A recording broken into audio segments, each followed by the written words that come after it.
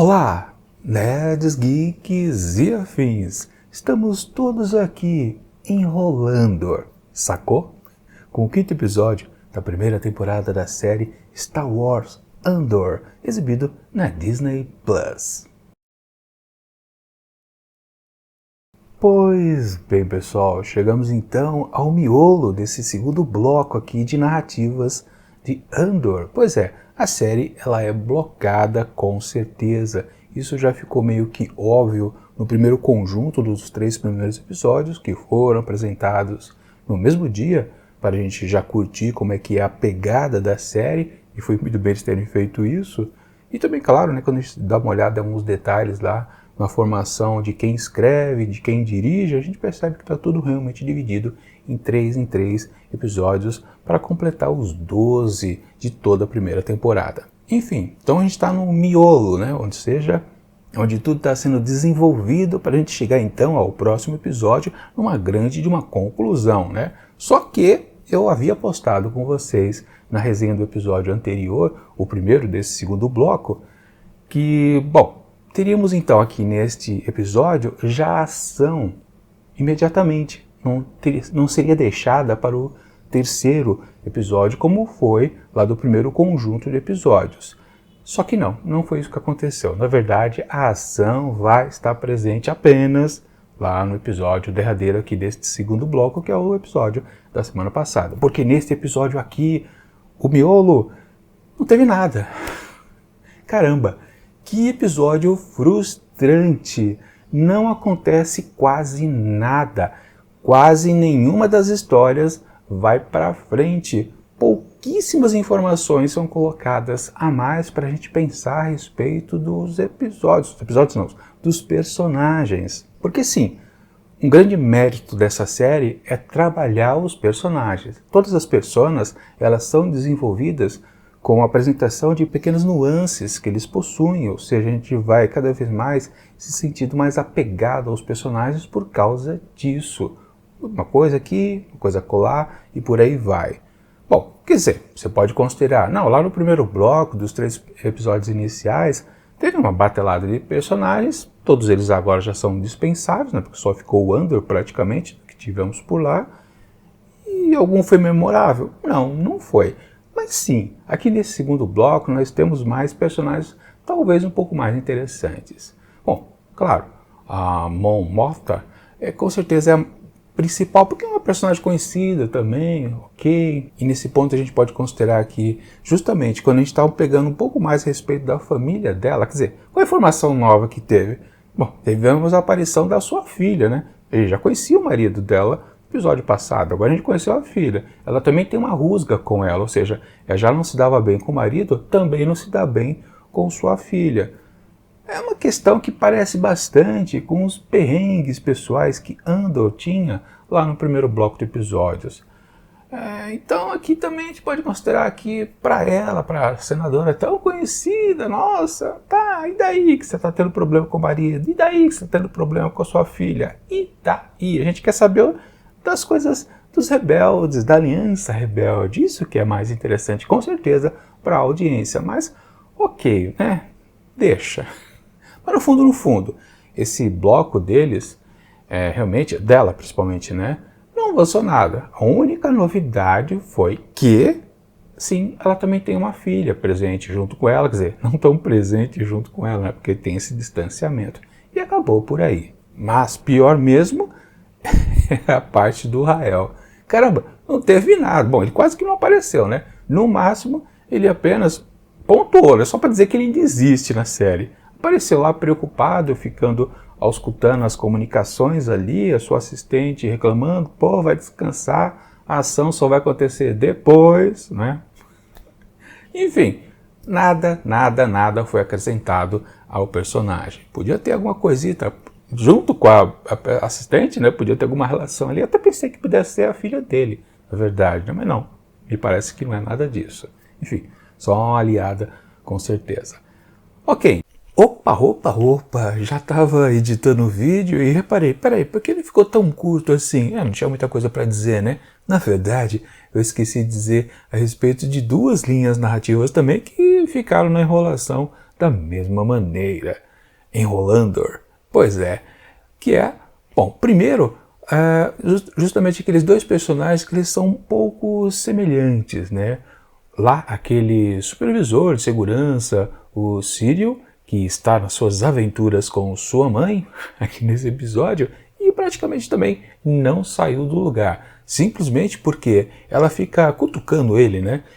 Ela dá um afago, né? Diz que ele precisa crescer na sua carreira, tenta ajudar com um certo tio dele, né? Provavelmente irmão dela, e mesmo assim fica rebaixando a figura dele, né?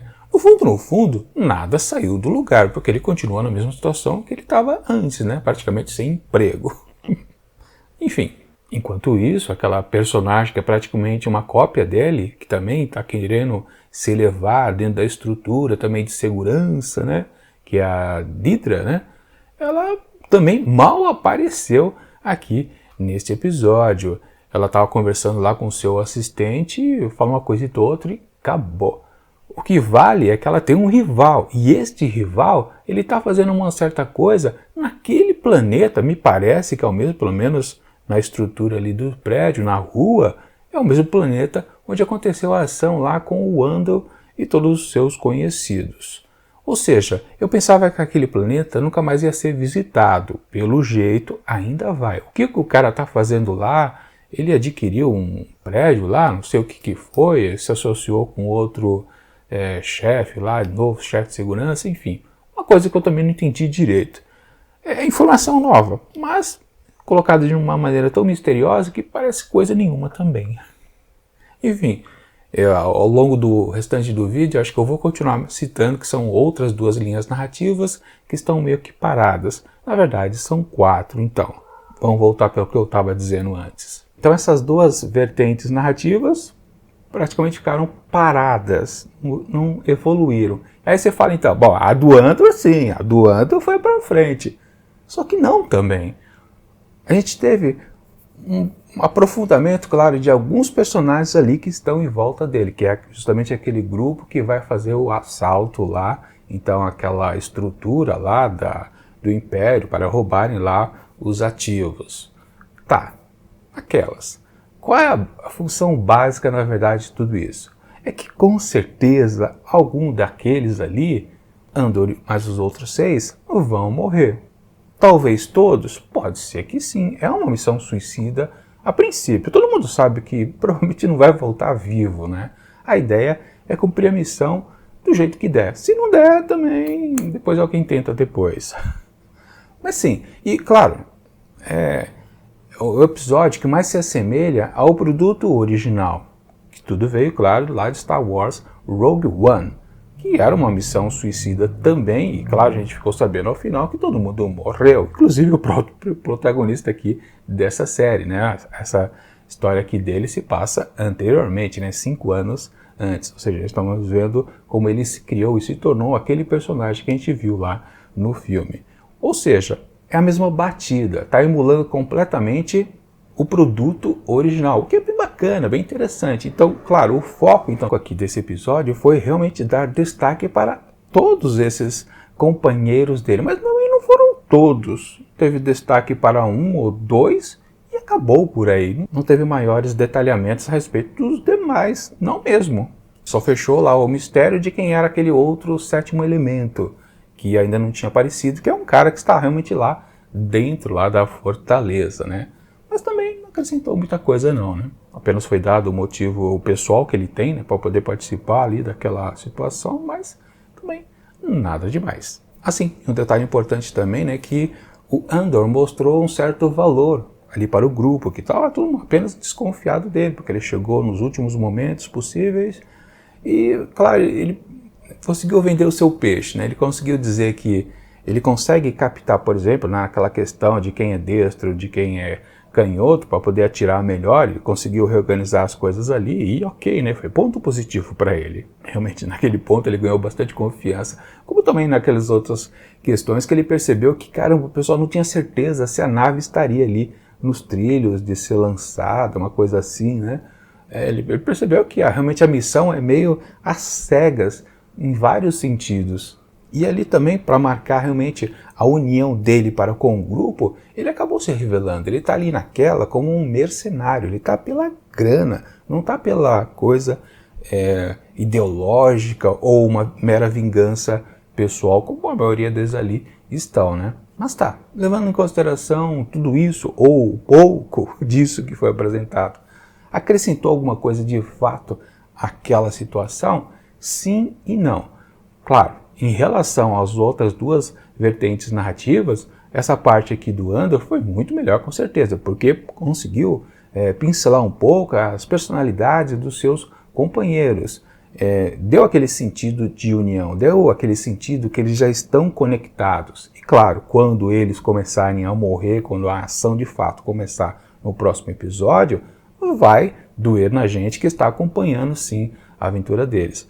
Mas a gente também precisa combinar que em termos de personalidades mais marcantes, mais detalhadas, mesmo que sejam mais estereotipadas, lá no filme Rogue One foi muito mais fácil e mais imediato. Aqui não dá para perceber que eles são muito diferentes um dos outros. Isso com certeza vai pesar um pouco na hora que eles começarem, de fato, a morrer e a gente vai falar, tá, morreu, e daí? Qual que vai ficar vivo? Talvez seja a única pergunta que a gente faça no próximo episódio. Eu acredito que vai ser nessa batida, com certeza. Melhorou sim a situação deles, né, do entrelaçamento entre os personagens. Ficamos um pouquinho mais interessados? Bom, da minha parte eu fiquei. Mas eu tenho certeza que muitas pessoas que assistiram esse episódio olharam para ele e falaram, caramba, que bela enrolação que foi isso daqui, né? Só encheu linguiça, não serviu para nada. De fato, é o típico produto que você ou ama ou você odeia. E especificamente pelo motivo do jeito que as coisas são narradas. Esse ritmo completamente lento, né? Completamente cadenciado, quase desacelerando para parar, né? Sim, é essa batida da série até aqui e vai ser até o final, pode ter certeza, porque no episódio que vem, esse arco aqui de 3 episódios vai se encerrar e vai começar outro com novos personagens e sempre vai ser assim, da mesma maneira lenta e constante até o final. Fazer o quê? É para amar e odiar? Sim, sim. Enfim, esse episódio me decepcionou. Eu achei que eu quase perdi meu tempo. Claro, eu gosto do texto aqui. Aliás, quem escreveu esse roteiro aqui é o irmão do Gilroy. Acho que ele também participou da escrita do Rogue One, né? Acho que foi. Por isso que está tão mais semelhante, com certeza. Enfim, gosto e não gosto ao mesmo tempo desse episódio. Mas eu não consigo considerar que ele é um episódio mediano, que não é nem ruim, nem bom. Ou o contrário, né? Nem bom, nem ruim. Na verdade, ele está abaixo da média. E, portanto, para esse 5º episódio da primeira temporada de Star Wars Andor, eu atribuo apenas 2 asteriscos. Realmente, para mim, foi uma bela de uma enrolação. Bonita, vistosa, cheio de... Mas tá meio vazia, né? Vamos combinar. Quero saber a opinião de vocês, se vocês concordam que esse episódio aqui foi meio tedioso, foi uma enrolação. O que vocês acham? Comentem aí que eu quero saber a opinião de vocês. É isso.